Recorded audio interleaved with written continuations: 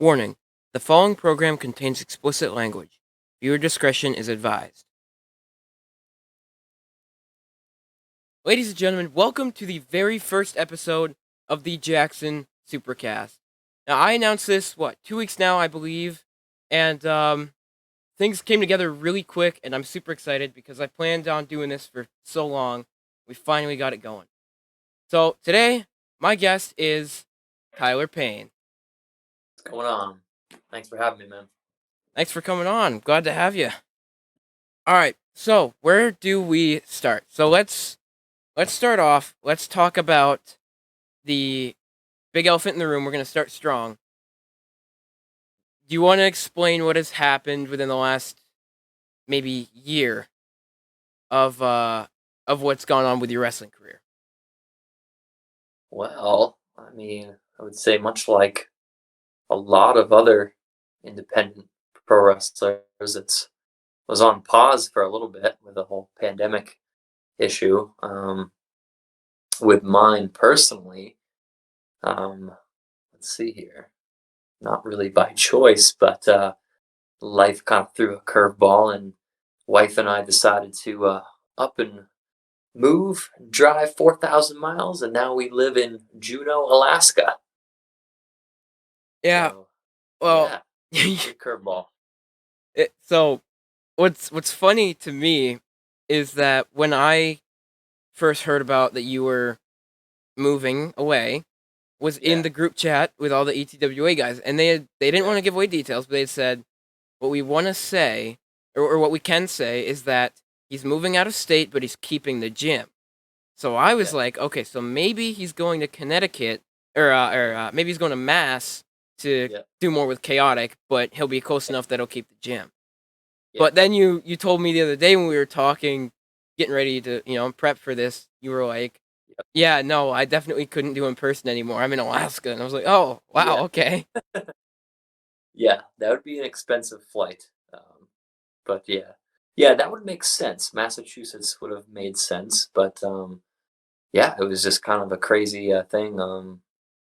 The wife and I both had a lot of just kind of talks and decisions. We're like, you know what? Let's kind of start looking out there. And she was kind of getting itchy and ready for a career change. And well, actually, she got back into this job was through what she went to school for, and one of the places for that was here in well, there's three in Alaska, but one where we are in Juneau. So we're just like, 2020 was such a crazy year. Let's do it. We're both kind of gypsy souls, the two of us, and always up for traveling. We love travel. We've been to Australia, New Zealand, so we're just like, heck yeah, why not? Let's go for it. At the time.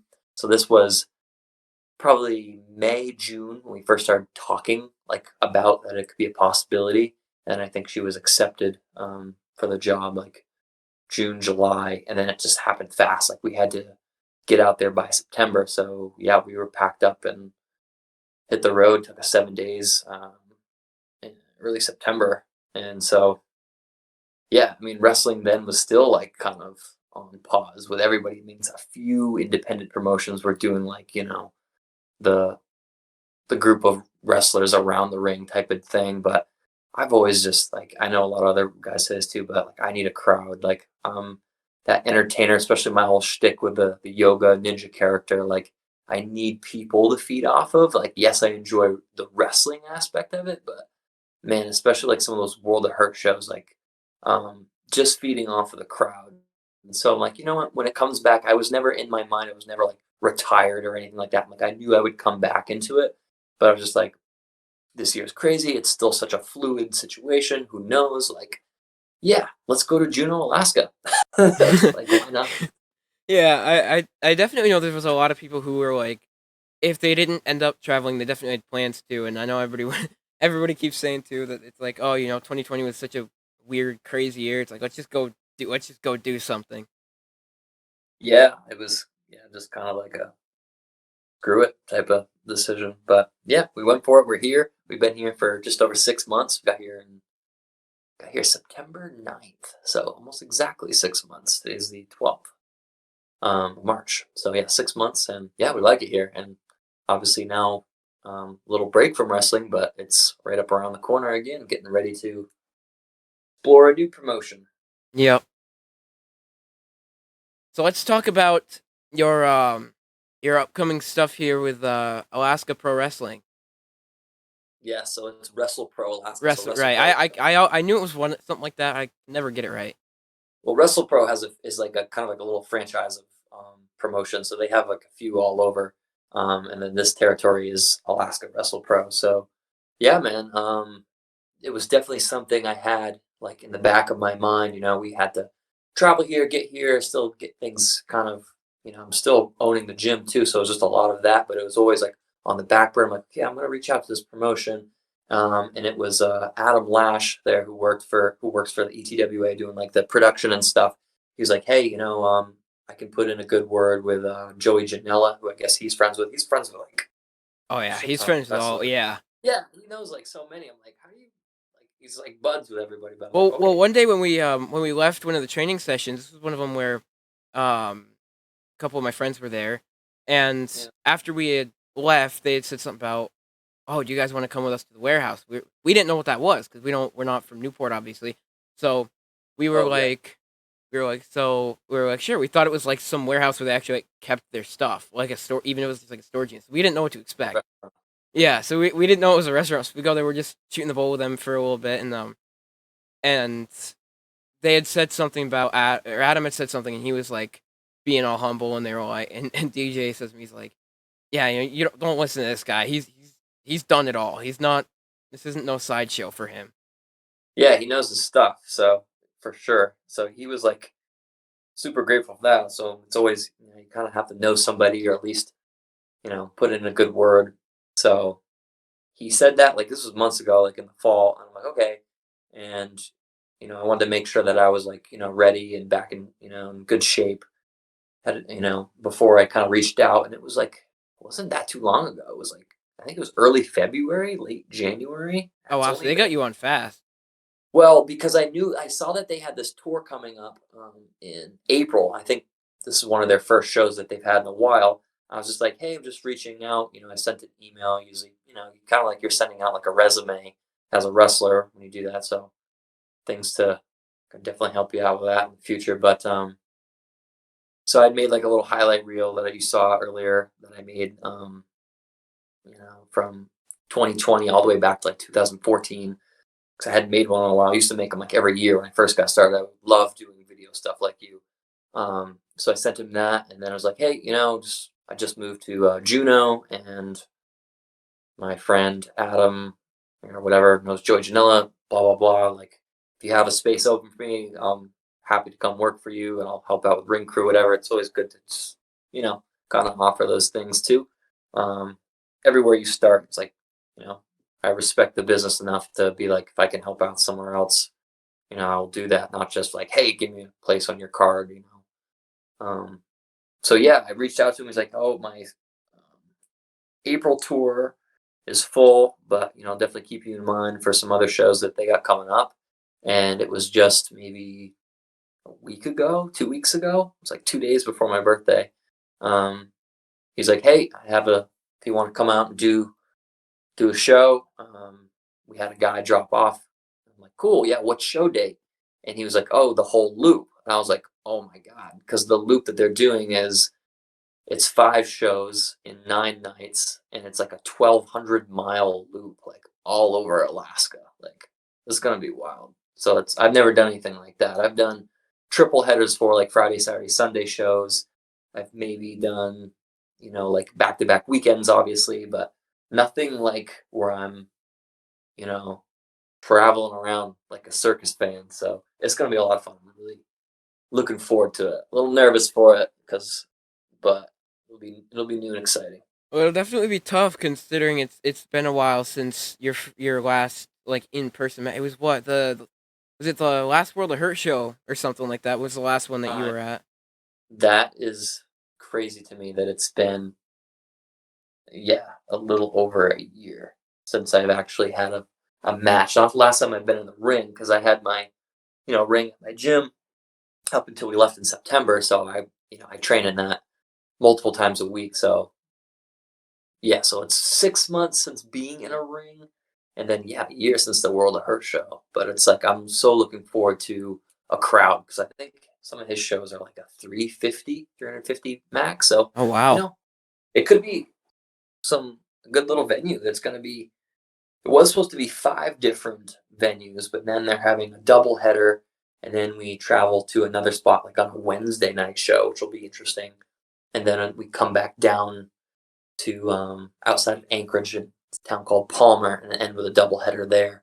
And this is all during like WrestleMania week too. So there's usually like indies usually like kind of beef up their promotions and their shows around this time. But it'll be interesting because actually the last show, the show number 5, will be Saturday night, April 10th, and that's the night 1 WrestleMania. So hopefully, some fans still come out and see that, which I'm sure they would, because that's I think like DDP, Diamond Dallas Page is going to be there, and that's the 8-way ladder match. That's that show. So Well, end with a bang. yeah, definitely. And I wanted to make a note of this too, for anybody who may not know this, which I'm sure is most people watching this. Um, I happened to see this when you started promoting this on your Instagram that you were doing these shows. I had noticed that there was a certain name in the ladder match that caught my eye, besides Okay. yours. I noticed that there was a man by the name of Fallah Bah in that match. Yes. What are your thoughts on that? How you think that's gonna go? I love it. I love having, especially in a match like that where it's just a lot of people. I'd rather have a lot of different elements to work with.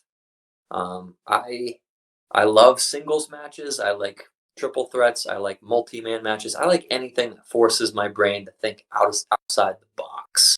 Um, and then with she's 8 guys, this will be, besides like a tag team or a battle royal, probably the most. I've never done an 8-way anything before, so this will be cool. Again, just with follow Bob, go back to that. Like, yeah, different elements there. I see a lot of different characters, some names that I've recognized, some names that I don't recognize. So that's pro wrestling. You go in and you just there you go. Yeah, well, I definitely get Ready for that. anything. Yeah, definitely. And like, what it kind of makes me think of is like when I first started working with you and ETWA and stuff. I did not expect to do what I have done in such little time. Because like, obviously, I'm not like, oh, I've won a world championship at 5 different promotions or whatever. It's like it's not crazy like that, but I've done so much more than I anticipated I would within a year. Well, 2 now technically, because like Yep. even think about some of the names I've worked with. I know I wasn't like in the match necessarily with him, but I was at the Whitehall show backstage when Glacier was there, and that was really Yeah. cool to get to talk with him, and Bob Evans, of course, for the ETWA show. That was awesome. It is cool, man. I remember when, yeah, just when you're first starting off, that kind of like, oh my god, like I'm sharing a locker room with these guys. There was like one show in Rhode Island I did when I was within my first couple years or year or so. It was like AJ Styles and Samoa Joe. I was just like, I do not deserve to be in the same locker room as these guys. And I was just like, oh man. But yeah, it's cool. It's humbling. You always gotta kind of appreciate that. Yeah, and obviously I'm a huge supporter of the industry as a whole, where I'm like I'm willing to go to just about any lengths to defend it. So like when people will have like a conversation with me about like, oh, what are the ins and outs? Like I love talking about that because it kind of gives me a chance to tell people about that and that perspective of like you're like in this completely different world than what you're used to, especially when you're like first starting. And like Mm, I know for me, anytime I was training and doing drills and stuff with you, or doing 5 minute training matches and stuff, whether it was that or I was actually in the ring like refing and stuff like that, it's such a complete detachment, I think, from yeah. the day to day life because your mentality, it's just like especially when you love it so much and you have such a deep connection with it, your mind just like snaps and then you go right into this mentality of like, okay, what do I got to do next? Yeah, it's an alternate universe, a reality, um, where you can't, especially when you factor in a crowd, and especially for me and a lot of others, you can't feel any pain just to get that adrenaline. And yeah, it's just it's an alternate dimension. It's one thing, being a fan, kind of you can zone out and watch it and kind of get into that a little bit. But then when you're part of it, I mean, I've always been a performer too. Like I did musicals and theater and stuff when I was in elementary school and high school. So it's kind of that same thing. Like I've always had that desire to perform. So yeah, I love that. It's an escape from reality. Um, I I think it's kind of funny to think about too, of like, not that I didn't know how a ring went together, but like my first time Hmm. being backstage to help put it together, which was Ground Zero, was so weird and different, but it was so cool to like be and like to be able to get up within like probably like a half an hour of it being together just so everybody else got their turn since I wasn't actually on the show. Besides refing, it's like getting to actually bump in the ring, like in like a place where it's gonna be a show and being in front of a Yeah, live crowd. It's such a weird, different like feeling, but it is. obviously I love it. It is. Yeah, it's like, oh, this is feels like I have some early memories of that. Just going to some independent promotions, some even the ETWA, because obviously growing up in northern Vermont, they had some around, and the same thing was just like, oh man, I would always kind of feel the ring during intermission when I was a kid. I'd like go up to it, and I knew you weren't supposed to, but I'd like touch the rope and like feel the canvas. And I wanted to see like how soft or how hard it was, and um, my first time I was ever, I think, in a ring. And you don't know this story, but it's a good one. I'll share it with you. My dad took me to what's called Wrestle Reunion, and it was kind of like one of the first wrestling conventions that there were, like autograph signings. And this was a big one. Like there was a lot of legends there, like oh man, Diamond Dallas Page, Wild Samoans, Terry Funk. I mean, you name it. Just like huge stacked um, venue of just signing. But they also had a show with like a lot of up and coming talent and indie talent, and like CM Punk was there. This was like 2004, no, 2005. I was 14 years old, and so yeah. Anyways, a lot of good names. They shared a lot of talent with TNA too, so like a pretty good, high profile indie show. They maybe had a few hundred people, 500 or so in the crowd, and there was this contest. Like they would do, everyone got a ticket, right? So you put 50-50, whatever, at the beginning of the show or maybe middle of the show. Like, all right, we're going to draw for one of those, like, t-shirt or some memorabilia. And one of them was to be a special guest manager to one of the wrestlers that comes out. And sure enough, they called out the ticket number, and it was my dad's ticket. So, like, my dad gives me the ticket, and I'm like, "Oh my god, this was in Florida, by the way. This was Tampa, Florida, so we had to, like, fly there." So anyways, I got the ticket, I'm like, "Oh my, this is sweet." I'm 14, right? I'm like, "I get to go in the ring," and I didn't know who I'd be managing, and I ended up, it was Marty Jannetty. So, Oh it wow, was that's cool. yeah, and it just so happened, like, I had my soccer, like, warm-up there. It was, like, black and blue, and like the coat and then the pants that you wear, and his gear was black and blue, so it just like, oh, it gelled well. I had like my thick curly hair at the time, and I remember being in the back with him. That was like my first taste of like being in a locker room. Like he's putting on his kick pads, his knee pads, and all that, going through the curtain, and going through the aisle, and just like, man, that was it. I walk right into the ring, like I knew what to do. Like I had a trampoline and with ropes on it that I made. So like got up to like the Jeff Hardy pose up on top, and yeah, just got into it, man. So that was my first taste of actually touching or experiencing a ring. Well, Never so looked back since. it's funny that you mention that it was like a wrestling convention type thing because it kind of reminds me. I've mentioned this to you before. I talked to you about it. It was over 2 years ago now. I think just barely over 2 years ago. And that was the Concord show we went to, the Injustice for Brawl 2. And of course, because they had several bigger names there, and they had like if you got there early enough, they had several tables set up with people you go get Yep. pictures with and everything. And I have a picture. I'll put up on screen if I remember. But I have a picture. It's me and my brother with Billy Gunn, and then I have one of me and my brother with Nick Aldis. Oh, cool. Where was this? This was I think it was Concord. Yeah, it was the Everett Arena in Concord, New Hampshire. Okay, cool. Yeah, A few years. that's yeah. There was who else was there? They had Anthony Green, Alpha Junior, guys like that. It was pretty cool. Nice. Well, AG. Good. So let's touch on your last maybe year or so, or actually, don't matter of fact. Let's just talk about ETWA in general of what you were able to accomplish there.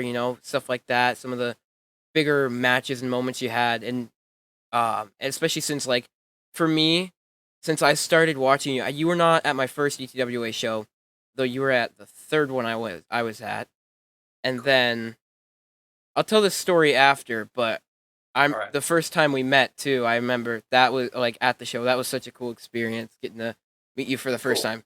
And I'll touch on that in a second, but I'll let you answer first. Sure. Yeah. I mean, I'll kind of start at the beginning. I mean, ETWA. Very grateful for that company, Donnie and DJ and Dougie and all the Myers. Um, like I think it started. I went to a few of their shows. Jobs, actually, who's went to high school with, he was like, "Hey, I'm wrestling for the ETWA."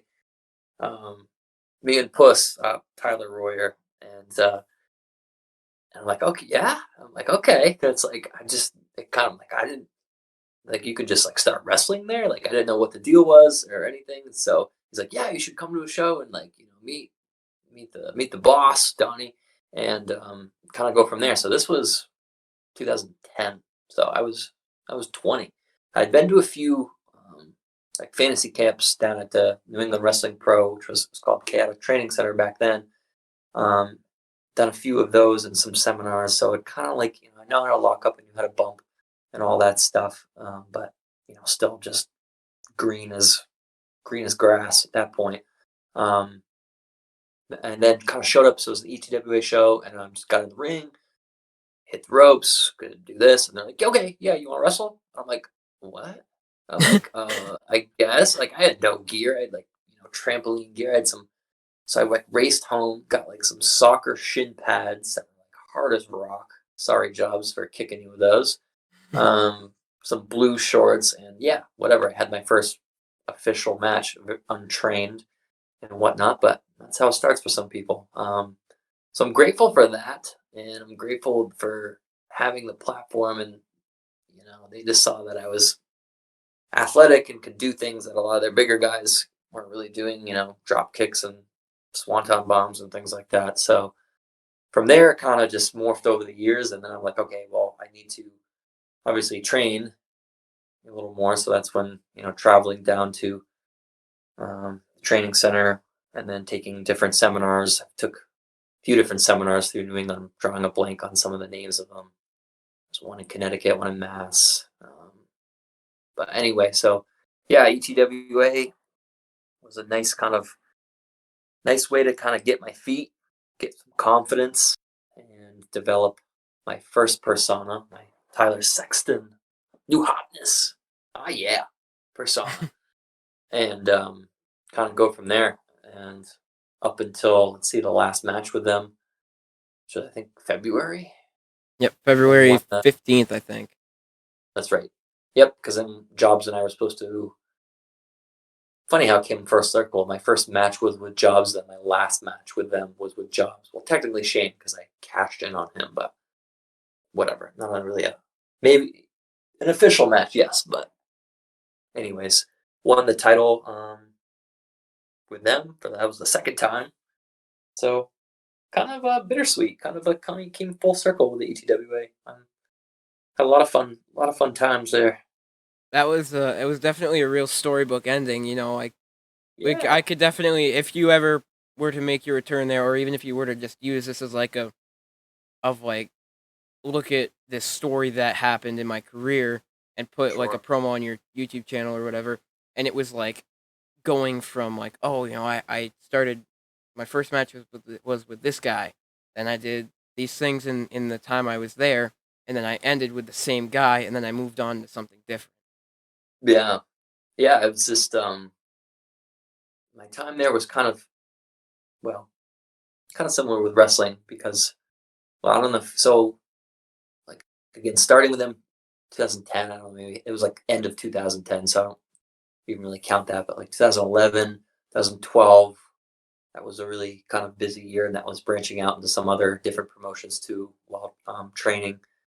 And then I moved to Florida for like a hot second. I don't know if you know that. That was right after I graduated college in 2012 and was involved with a promotion down there very briefly. Like, did some training, never was on a show. Um, but then ended up moving back. Was only in Florida for a little less than a year. Came back, ETWA, and then started doing into some other promotions. Um, but yeah, it's been now that I look back that far, it's like, man, been doing this a little while. Yeah, I definitely get that. I know it's definitely a different situation, but kind of along the same lines of like when I look back at like I think even just thinking back to middle school, 'cause of course I'm a senior in high school this year, and I'm almost done. Like got maybe 2 3 more months left at the most, and then Yeah. so it's just like it's just so weird to like think back to middle school, and be like, wow, that was like 5 or 6 years ago already. Haha. That's crazy. Yeah, you wait till you're 31. Oh yeah, yeah. I already feel old, and I'm not even 18 yet, so it's not gonna get any better.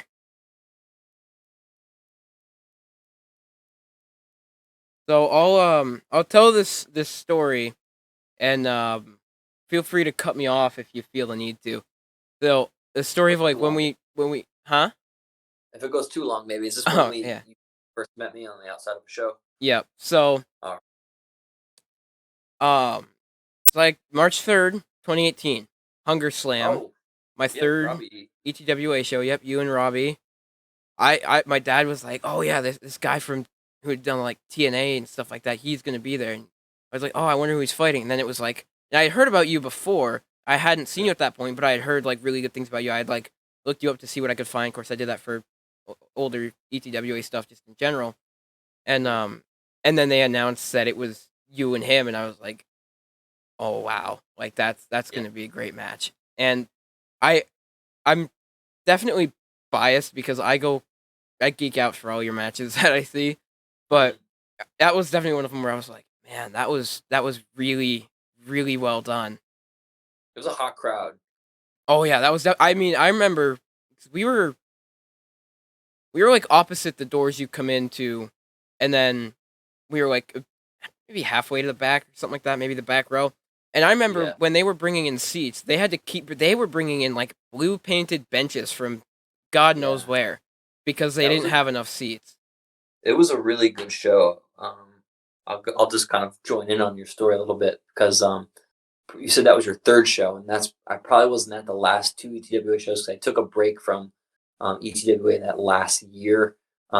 That's when I moved my gym to the bigger location, and that year was just I think it was 2017. Yeah, it was just nonstop, and so like I'm like I got married that year, my honeymoon that year. It was just like bought a house that year. It was just I'm like, you know what, I like wasn't even really training that much, so it's like that was the time to kind of I just needed some time off of it for life. Life happens, but yeah, that show was. I remember it was like, okay, I'm ready to get back into it. I was taking like jujitsu and some martial arts while I was off, and it was Doug. He's like, hey, we got this show, and that was like really when they really started to beef up their promotion and just like their graphics, and it started like ECWA really turned a corner in terms of like their presentation that year. Definitely. Yes, and that's I think a lot with Doug. I know he had a lot to do with that. And I'm just like, hey, you know what? Like I'm the new generation of this. Like let's make this look good. Let's make this legit. Indie wrestling was like super hot. Um, and yeah, like that show. He's like, I'm bringing Robbie. Like Robbie had worked for them maybe a couple other times. He's like, I want you to work. I'm like, yeah, man, I'm ready. Like it'd been like a year, and so I've been like, yep, I'm ready to come back. And yeah, that crowd was, and we didn't even do that much in that match. It was like a very simple match, but that's Robbie E or there's Rob for you. So I remember going in because I had a match for like a year. I had like it all written down on my phone, like what we were gonna do. And he was like, dude, like insulted in a way from it because it's like you let the veteran you know Yeah. does match if you're the the rookie or whatever to that you're just like okay what do you want to do and put your input but I like had it all written down because I was like nervous I was like okay let's do this I figured you could hit me with something here he's like bro we're not gonna do any of that like we're gonna do this he's like you can get your shit in GMSI and it was all good then but yeah so continue with Um. would you was it after the show or intermission or I don't So I feel that like actually someone wasn't. So that wasn't the show that we had met you. It was actually later that year. It was actually at the end of that year, the last show of 2018. We just jumped forward a oh couple shows, or wow at least a show. Um. okay So we got into it was November 3rd, 2018. It was Final Rights. This was the switch from Last Rights, which the first show I was at, which was the actually last Rights show. And so Robbie was back, and he brought Ray and Maddie, and so they did the 6-man tag in the main event. yeah But and you fought Big Daddy D-Roy that night. Big Daddy D-Roy that's it I'm like I knew I was supposed to face Robbie that night but then like I don't know something happened it's wrestling things always change Yep, card subject to change. Yep. for sure Well, I remember. It was definitely the intermission. I think this was after your match, maybe before, okay but no. I'm pretty confident it was after.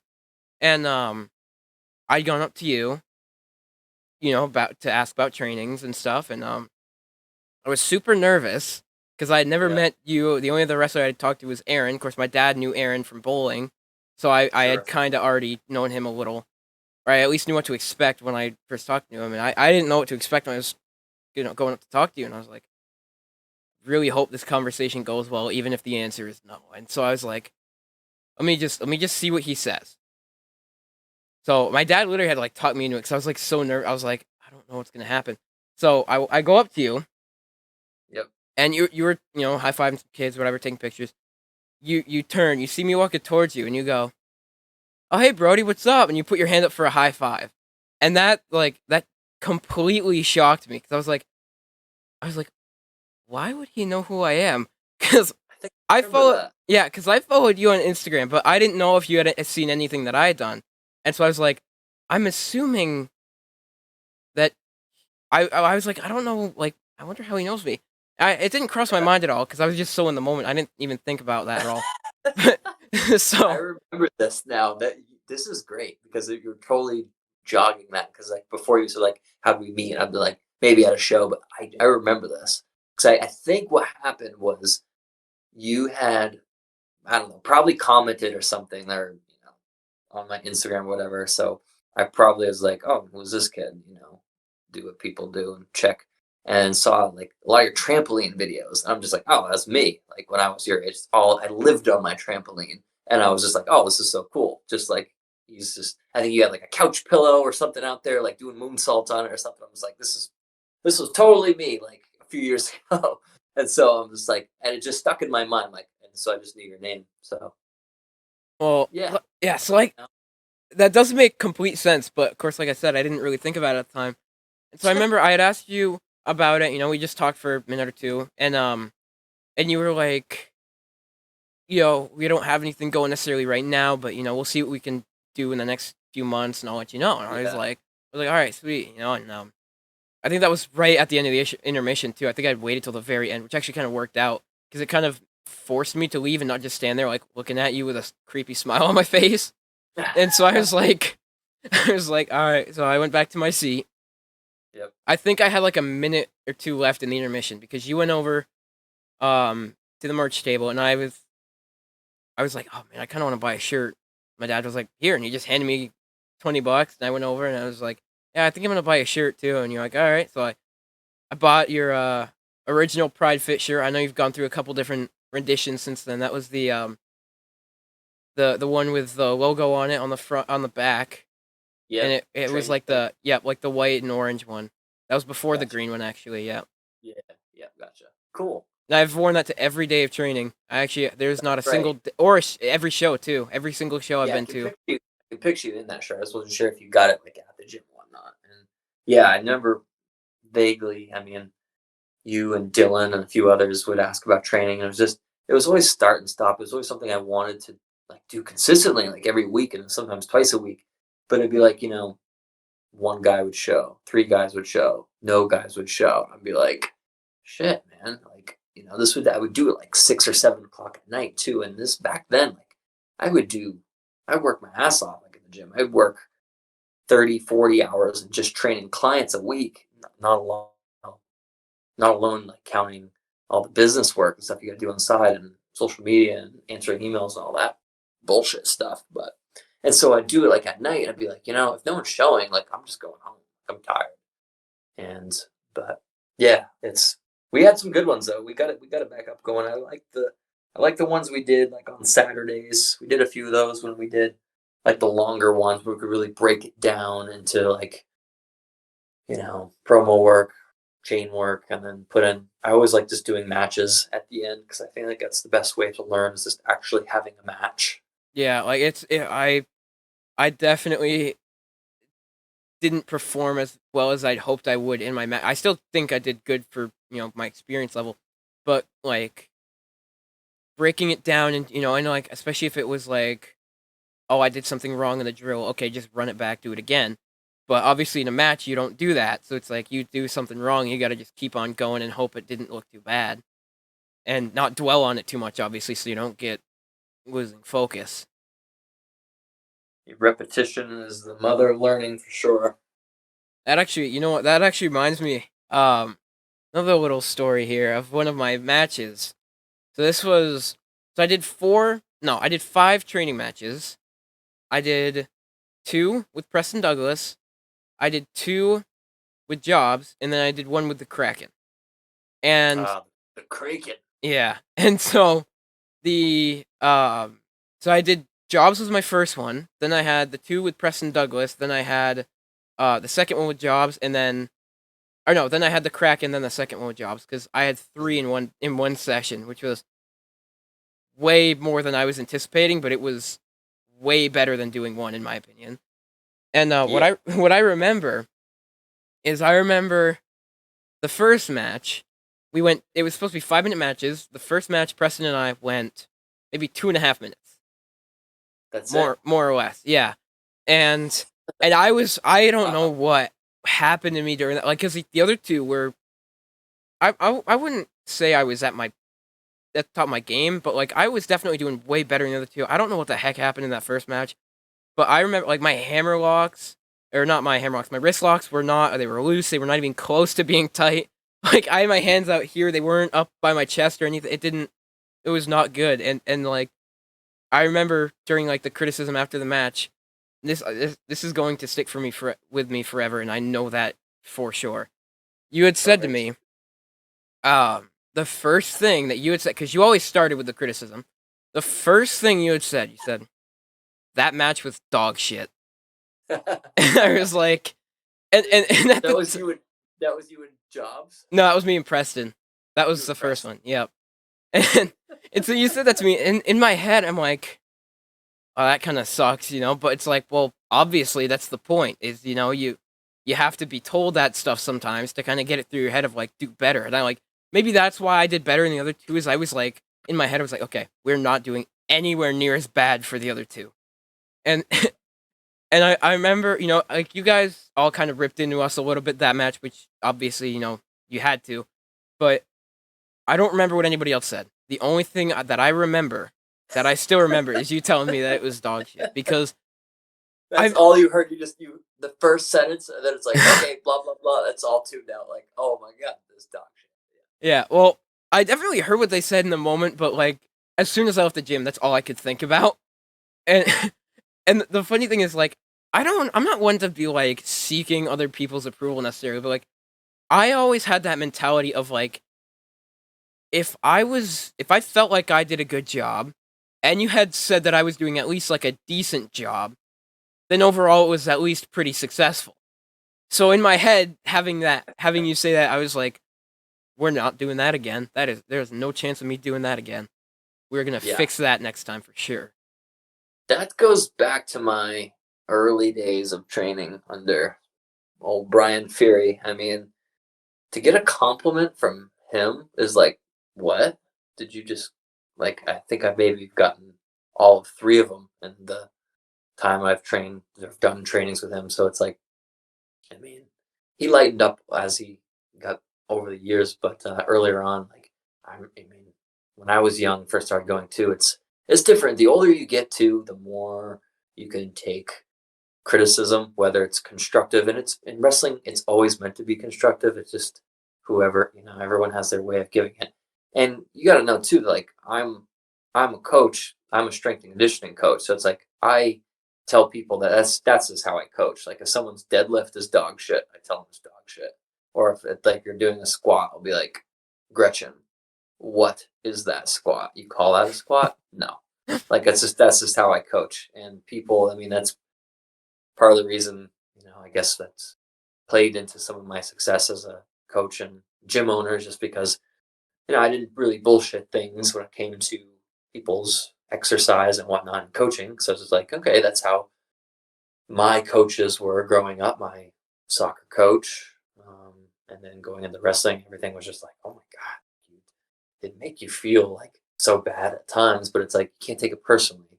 Like that's how any great player will succeed. It's like, okay, if you just take it, let it bounce off you, and then just keep on swimming. Well, so here's the thing with me and my brain. I have a lot of screws loose, I guess the way to say it.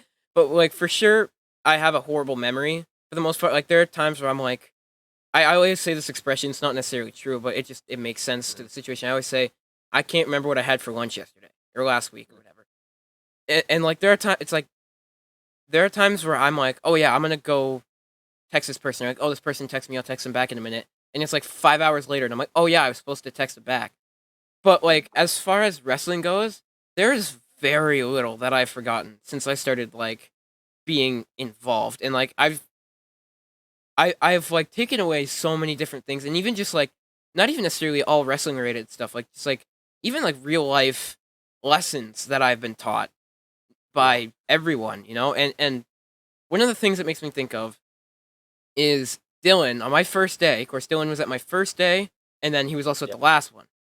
And so at Yeah. the first one, I remember he ended up getting a little flustered during a couple drills or whatever, and he was having a little bit of a harder time with it.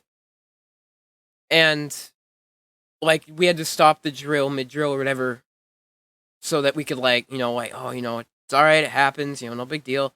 And that's really stuck with me because it's like at the end of the day, everybody involved, for the most part at least, is a family. It's like a big community.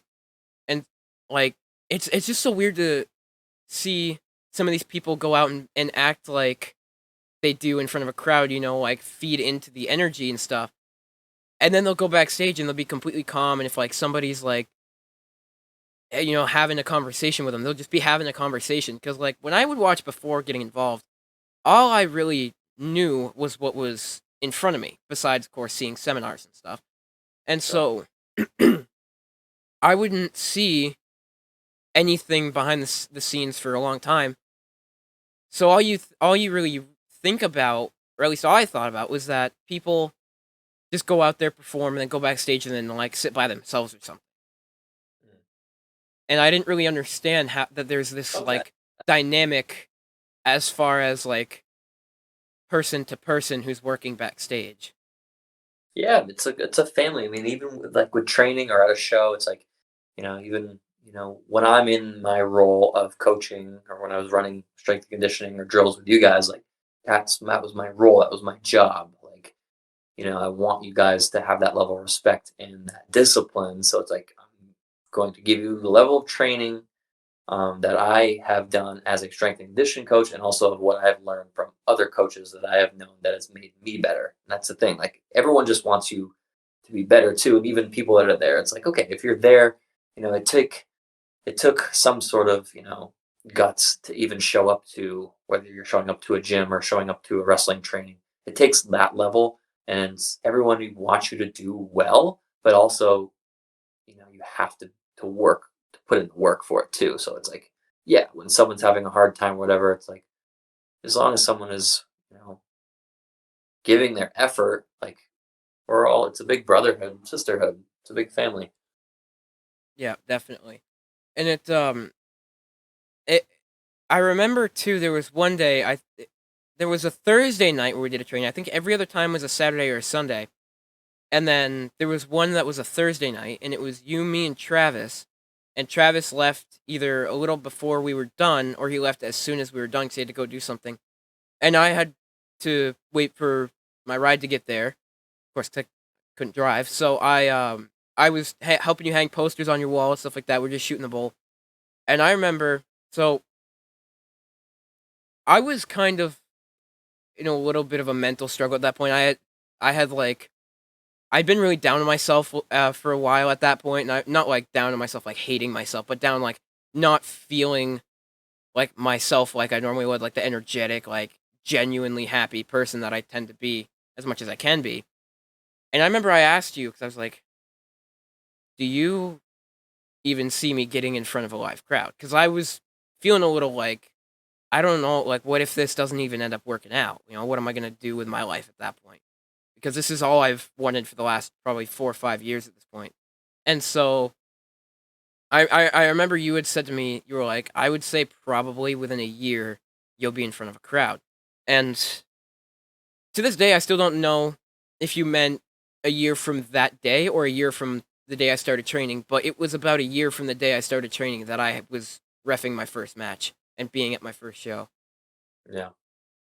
Yeah, it doesn't take, I mean, if you want to be involved, there's always something, especially, that's what's so nice about the ETWA too, and in that area in Vermont. 'Cause it's like, hey, you willing to help out? You want to ref? Sure, we need a body. So, I mean, that's how I got into it too. But if you're serious about it, and like, the next step for you is, post high school, or, whatever is, if you want to kind of stay somewhere close to home, or even drive down on Saturdays like I used to, is get down to Chaotic, man. Get down to the New England Pro Wrestling School. I'll tell Chase Del Monte you're on your way, because you're not going to get better training um, anywhere closer. I mean, it's kind of as good as it gets right there. And I don't know if you've seen or followed their stuff, but Yeah. they completely transformed their school. I haven't seen it, but it's so like they do their matches there. They stream on Twitch, I think. Yep. So, which is cool. It's great. I mean, now they have that. Like they're actually doing. I mean, we would do practice matches before, like in front of the rest of the people there. But now it's like, you got the curtains and the lights. It's different, and I can see, because we've done some of those at like the gym. We've had our little gym shows, practice matches. But then I had my actual gym show. Did you go to that one? The show I had No, at my gym. no, Okay, but so I we do. did. I am aware of it. Yeah, so we did. They're like that. But actually, we had like 50, 60 people there. If you can imagine that in that room. But yeah, just get there, start training. Get something in the meantime at home set up where you can, practice things you can, bump around a little bit. But my,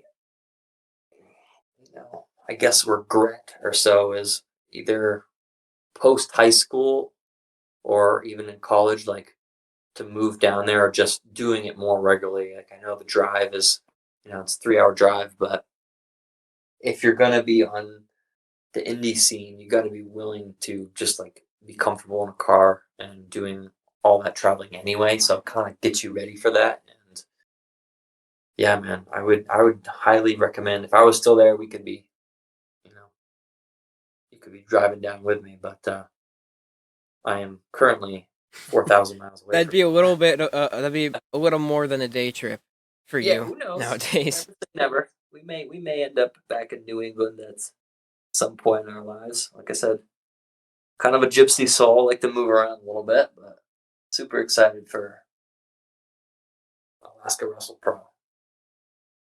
Well, the thing that I'm planning on doing when I do end up graduating and eventually moving out is I financially it would be smarter to stay here in town mentally, I can't let myself do that because there's a lot of drug use in this town. Businesses are very, very dwindling options. Like it's getting worse and worse, and and there's been enough bad that's been here, and I've been here my whole life. I gotta have a change of scenery, and so Mhm. I've been thinking of the last couple of years of like where to go, and one of them that I thought would definitely be a good place to go would be down to Virginia because I have some family down there. So it's not like I'm not around anybody I know.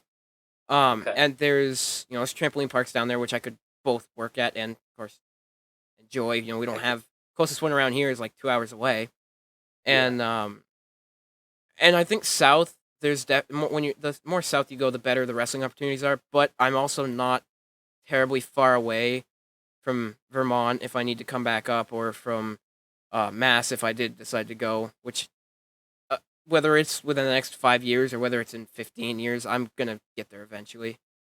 I have Mhm. plans to do that.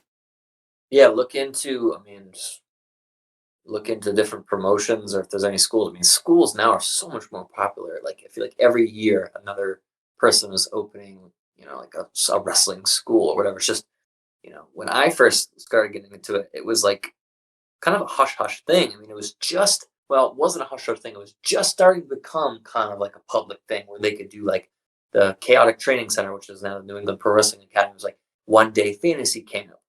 And I'm like, what the heck? Like, want to be a pro wrestler? Like, come do our fantasy camp. I'm like, yeah. And I think my first one I did when I was like 16 or 17. I think you had to be at least 16. And yeah, so now it's, but I said they're everywhere. So I would just look into it. I know Carolinas are pretty big with stuff, but get somewhere where you can have a school nearby and just get those reps in, man. Nothing. I mean, I still need everybody needs more reps. You never start learning, especially earlier on. Like you have to put in so much time for a bike. Like it's just you're gonna go into the ring. It helps memorizing, just everything you're doing out there, and so that way when you can go out, you can actually perform, and you're not so worried about like, okay, like what was the third thing that we had planned? What was our cutoff, or whatever. Like it helps you be able to just go out there and be able to know who you are and perform and enjoy it and have fun because that's what you want to do too. Because wrestling can be, nerve wracking too. I know it still is for me, and there's definitely some matches where it's like, oh man, I'm glad that was over. Like it was fun in the moment, but like after, like okay, I didn't like botch anything, like nothing, everything was fine. But it's like it can be nerve wracking, and it takes those repetitions, it takes those reps to build your confidence, so that way when you are eventually doing it in the moment, you're having fun. And believe it or not, like the funnest match I had was my last match a year ago in at World of Hurt. I don't know really what made it so fun, but I remember going out there and just truly owning who I was. I knew exactly who I was out there, like my character. Um, and I knew the match. It was actually I was wrestling this guy from Chile. So he only spoke Spanish. Like we had a translator, so we couldn't really talk to each other in the ring at all. So that was interesting. But because of that, like we had a simple match put together, and like I was like, yeah, this is gonna be easy. It was like a simple 6 8 minute match, and I just remember going out there and having so much fun. And I was like, wow, like that was like probably the first time, not the first time, but like the most I've ever enjoyed in the moment a wrestling match. I remember just looking around and I'm like, wow, did it really take me this many years to be able to do that? But it does, man. It takes time to get those reps in. So, whatever you can do, especially at an earlier age, is get those reps in. Get the reps in. Yeah, something I definitely have to work on. Probably pretty high up on the list of things I need to work on would probably be flexibility and just stretching in general before I do like even just going on the trampoline because like the amount of times I'm like I get off it and my knees are hurting and stuff like that and like I can't I'm not flexible whatsoever anymore. I used to be pretty good about it, but of course the younger you are, or at least when you're like a little kid, I know you're usually pretty flexible. But like I'm so bad with stuff like that. Yes, you need to stretch. After all, you're talking to the pharaoh of flexibility.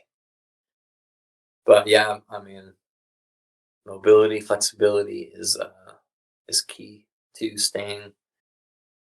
injury free, or definitely reducing some risk of it. And I mean, I feel, good days. I feel as good as and better than I did when I was in my 20s and teenager. I'm more flexible than I was a teenager now. And it's just, yeah. But those aren't the reps that I was talking about. Those are things that are like, you got to do during your time. Like, you got to line up your day, especially now that you're home, we're all home.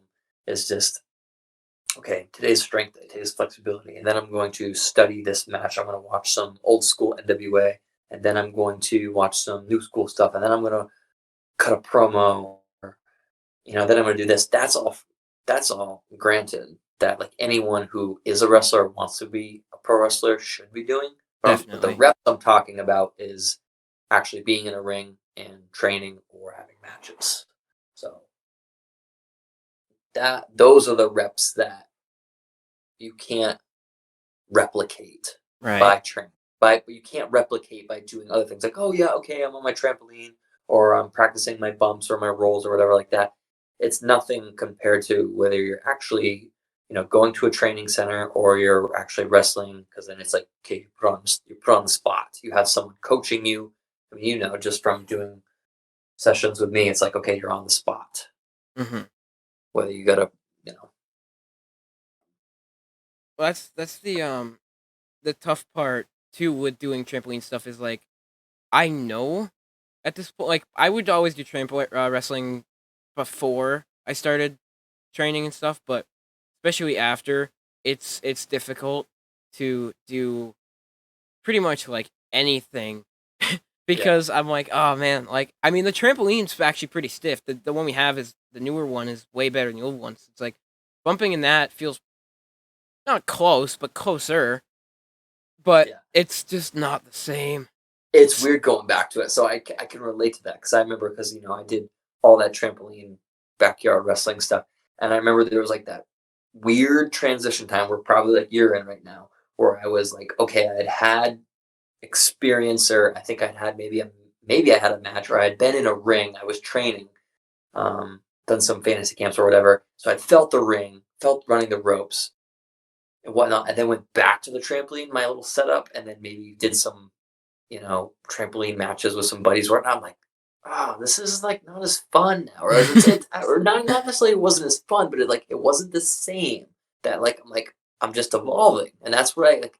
It was kind of like again bittersweet of like, okay, this version of me is gone. It's time for me to that's one of my mantras that I say with fitness and everything is keep moving forward. March. That's why my birthday is March 4th. Hmm.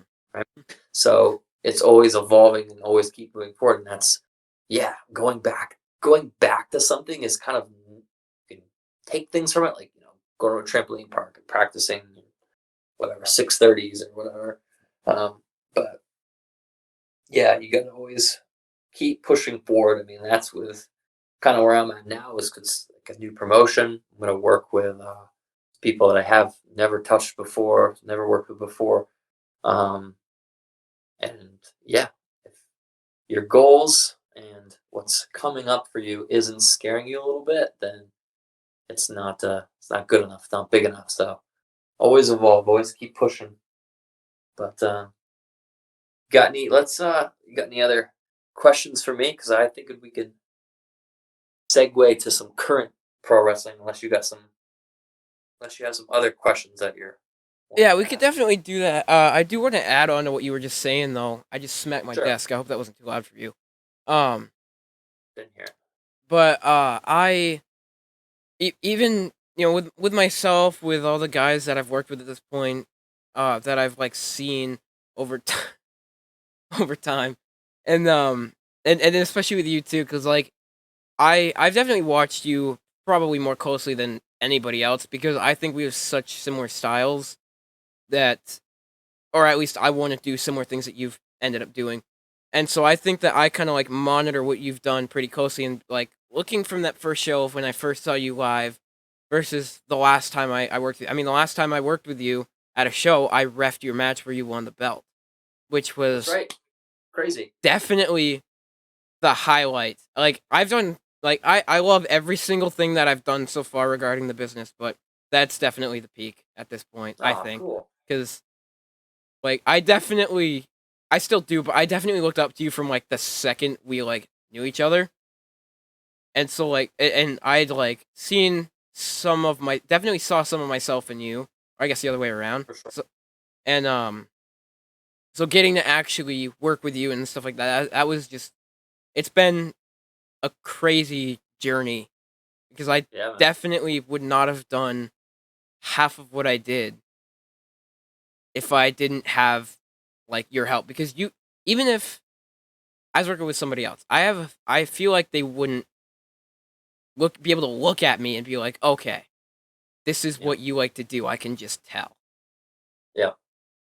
Yeah. I mean, for sure. I think it goes back to kind of what we were saying earlier with like, I kind of already, when we first you met me at that show because it's like you jogged my memory. I'm like, hey Brody, and like went to give you a high five because it's like, yeah, you said something on my Instagram, so I'm like, oh okay, he does trampoline stuff. I'm like, totally, like see myself in this kid. So it's like, yeah, you definitely build those connections, and it was a lot of fun to have you come out, and because that's when I cashed in the wild card, right? And then I brought Yeah, you in. I think you might even be in that the little highlight thing I made for a I was. snippet. I Yeah, so definitely that's was. cool. That's cool. Um, That was so pre blonde. That was a while yeah, ago. yeah. What? Let me ask you a question. Kind of flip it around a little bit. Of well, maybe we'll go into a two-part. But what was one of? Do you have a favorite match that I have done? Oh, jeez. Mm. This is tough because I gotta pick one. I've liked all of them that I've seen. Um, One that really just stands out. Like what's one that comes right to mind? I know the Robbie E. That was a good show. Really hot crowd. I would say in no particular order necessarily, but I would definitely say the top three: you and Sergeant Fury versus the Alden brothers, Whitehall. It was October 25th, Oh, the 2019. cage match. Yep, that was The my cage. first Whitehall show. Yep, that match was awesome. That was my Um, first only cage match. So yeah, that holds a special place in my heart. I guarantee that won't be the last. Yeah, let's hope so. So I'd say that. I'd say probably Okay. you versus Ray Jazz, the next Whitehall show for the Okay. title. You like that? I thought that was a really good match. The pacing was great. You know, you guys Good. looked just on point from I what got I've knocked seen of out. you. I got knocked out at the end of that match. Do you know that? Really? Yeah. Did you travel? No, you didn't travel with us on that one, did No, you? I went with you guys the first time. That time I went down with my First, dad because my dad was like, "Oh, like we got it. Like I'm going to that one." the end of that one. That's where I dropped the or lost the belt to him. Yeah, I got knocked out. That's his finisher. For it was just like really. It's Oh spine, yeah, the buster like power bomb. giant like power bomb spinebuster thing. Yeah. If you watch that back, I usually anytime I lose or whatever, get pinned, I lay there, I roll out because I want to give the guy who won the stage, the ring, Yeah. because it's so I usually get out of the ring. Um, and that one, if you look it up, I'm pretty sure it's on YouTube. I Yeah. lay there, my eyes are closed for like I don't even remember. I had a bad concussion from that, and that messed me up for like probably the next month. I got sick. I mean, this was 2 months before COVID, but I remember like that next month, like I was off for that. So yeah, fun fact about that match. Go back and YouTube that. You'll see me right Oh, after the end of that. I just probably didn't tuck my chin as hard or whatever, and yep, I was knocked out for probably 5-10 seconds. well, Rang my bell. I Thank you, think Ray Jazz. Love you, man. well, I think that part of it too could have been how he or how you had like taken the pin because he didn't just like do the move. He did the move and then like leaned forward to put the weight on his weight on you to keep your shoulders down. So I think that He's could and he went into it quick. So he's a beast. oh yeah, He's a hundred beast. I percent. love Ray Jazz. I love I love everything he does. But yeah, so that was like a shoot slam. Like he brought me up, whatever it was, this power bomb type move, and rather than just kind of like up and then letting me fall or take the bump, um, like he was like, and, and yeah, it was a good one. But okay, so we're getting on a tangent. That was number two. What about the third one? um, I would say probably. Oh, I know for sure. I can't believe this wasn't instantly in my head. fatal 4-way ladder match for the belt at Spring to the Top. That was that with my birthday, or was it the second one that was supposed to? No, yeah, it was the first one. It was my birthday actually So on that that was show. April 20. No, that was April 11th. I think That was April summer. I knew it was April. I can look it up. Yeah, that was a sweet match. I designed that entire match, 90+% of it, and that No, whole I was wrong. It was the second one that was on the 11th. The first one could have been two, but for sure the second one was supposed to be April whatever. When's your birthday? the 11th. Your birthday's the 11th. Yeah, I knew Yeah, one of them was on my birthday. I couldn't remember if it was both of them or the first one. Or... gotcha. So yeah, all right. Yeah, that match. Love that match. Obviously, love the spots in that match. Thought it came out pretty well, but that was I don't know if you remember. So that was the first show that ETW did of 2019, which I thought was so bizarre because 2018 had so much momentum. It was like I had, the match with Robbie. It was like Shane. We were up in Canada, Tyson Dukes, the final rights, like all their production. Then all of a sudden it was like there was nothing. I'm like, you guys built up so much momentum. Like, where are we gonna do a show? And Doug's like, oh, the venue, money and stuff like that. I'm like, dude, like, You let's gotta do. do it. The belt was still vacant, which was weird because it's like It was vacant for like a year, wasn't it?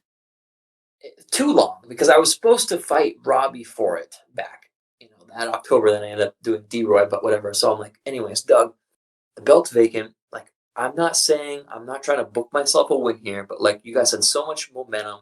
Like, let's do a fatal 4-way ladder match.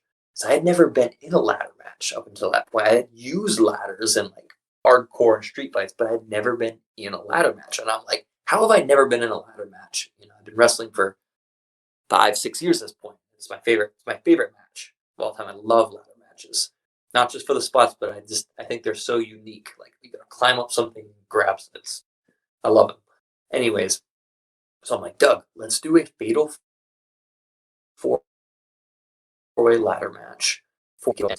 I remember we went over like everything with that. I wanted to know, who everyone was, so that we were clear on everything. And for matches like that, you have to have everything very planned out. Yes, there's still room to kind of improv on the spot, but like the more elements you have, the more danger you have, the more time you need to put in making sure that it is safe and spectacular. The two S's, which I got from Shane McMahon a long time ago.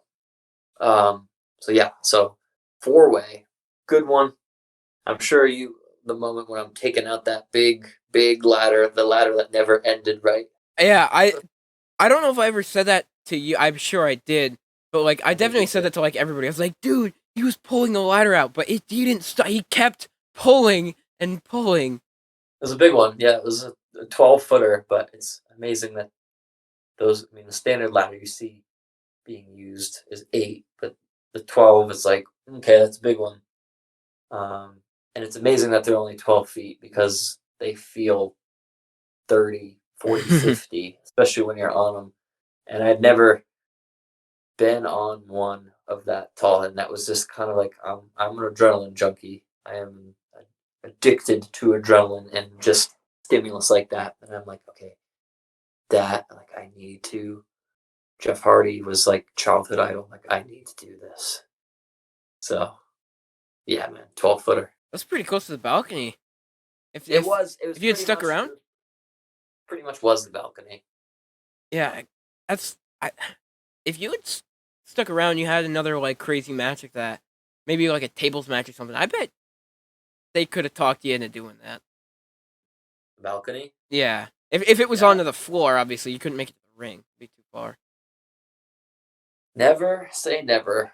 There, like I said, when we moved here to Alaska, I had never written wrestling out. I knew it would be back, so I am sure when ETWA gets back up running again, I will visit home, and New England's our home. So yeah, still got plenty of gas and tank. I'm in my prime right now. I feel pretty good. What do you think of the how the WrestleMania card shaping up? What do you think of everything? Well, to be completely honest with you, I've been kind of spotty with WWE over the last few years. 'Cause, like, when I started watching, it was like 2013, 2014 ish. CM Punk, that type of time, Okay. and it was like 2016, 2017 is where I really started like getting into it. Where it was like I was watching every episode every single week. Yeah. We didn't even have the network. It was like my aunts, and we were literally watching it on there. Now, if I watch it, I definitely don't use a website that means I don't have to pay for any of it. But Right. um, I got into it so much in 2017. Like we went to SmackDown on May 16th, 2017. It was easily one of the coolest things I've ever done in my life, and I think 2017 was such a great year for them that, and of course leading up to 2017, that like once 2018 hit and they started to lose viewers and their booking got a little out of hand, I kind of started to lose faith in them, and I came back definitely in 2019. I was still watching a lot in 2018, but like 2019, I still watched every now and again, but I definitely lost it a little bit. I kind of lost the love for the company. Yeah. 2020, of course, with COVID and everything, but Mania being 2 nights and giant show, I definitely came back to it a little bit more. And Hmm. I mean, even with AEW now, I don't watch it as much just because I lose track of time a lot, but um, I still try to watch it every time I get the chance to. Yeah, I'm trying to think, retrace, too, about how it goes back, but yeah, it's just I know I listen to the Busted Open podcast quite a bit with Dave LaGreca, Bully Ray, Bubba Ray Dudley, Tommy Dreamer, and Mark Henry on there. They do such a great job. If you haven't heard of that, go check out Busted Open. They do such a good job breaking everything down.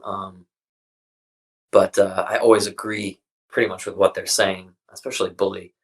Um, but one of the big things that they talk about, is where I'm going with this, is just their long-term booking and their storytelling, and I think that's what tunes off a lot of hardcore fans like yourself and myself and everyone else is just you can tell when they just have no idea what's going on. They're just, Hmm. they're producing week to week TV some point, especially for Raw.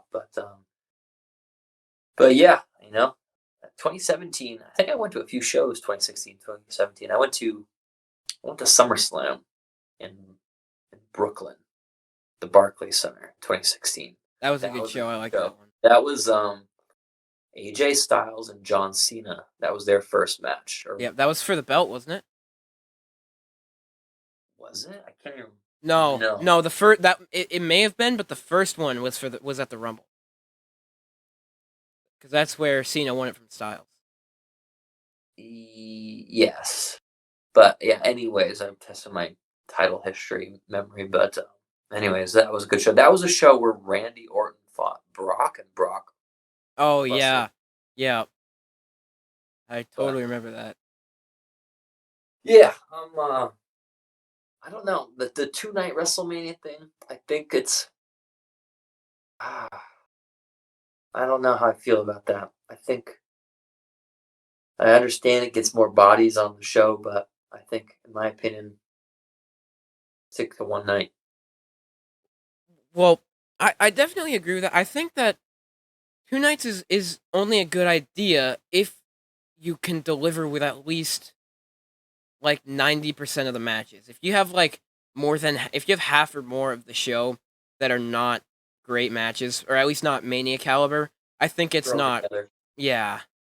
And I think that's just how it's going to be this time. I think last time, because they were even hinting at it before the pandemic, before that they had to move the performance center, that it might be 2 night. Like, I think that makes sense because they had like 12 that were already, like in storylines were going to be matches where it's like now, I mean, what is there maybe three that are booked? So it's like, I think you're exactly, that's a good point. Like Eight now, filler to do, matches. huh? 8 filler matches or something. Well, now I think that that since they did it last year, they're just like, okay, there's going to be a lot that are just going to be, like you said, whether they're media caliber or not, um, that are just going to be not long term story driven. They're just like they're on this card where you could have gotten away this year doing that, especially since there's going to be fans this year, which will be cool. I think I'm really looking forward to seeing that. One of the main reasons why I'm looking forward to getting back into in front of a crowd here in just a few weeks.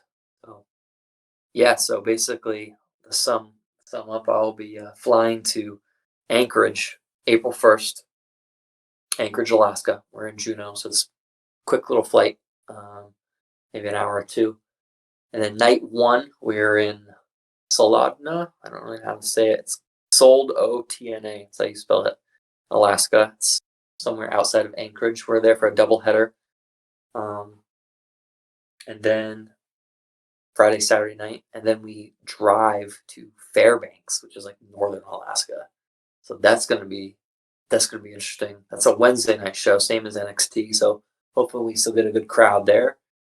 Then we drive back down for another doubleheader. We end up in Palmer, um, Friday, Saturday night, and like Tommy Dreamer, DDP. We got some and some good talent on the card too, and ends with an 8-way ladder match. So super looking forward to that. Got the 4 shows to have some awesome matches with a lot of good talent, some new people I haven't worked with before, and then making it ending with a bang with the 8-way ladder match. And if you haven't yet, check out Kevin Matthews, who's the promoter of Alaskan WrestlePro. He put a little promo on their page, so Alaskan WrestlePro or their Instagram. Scroll down where you see like him talking. It was like a week ago, and he Yeah, does I a little saw snip. it.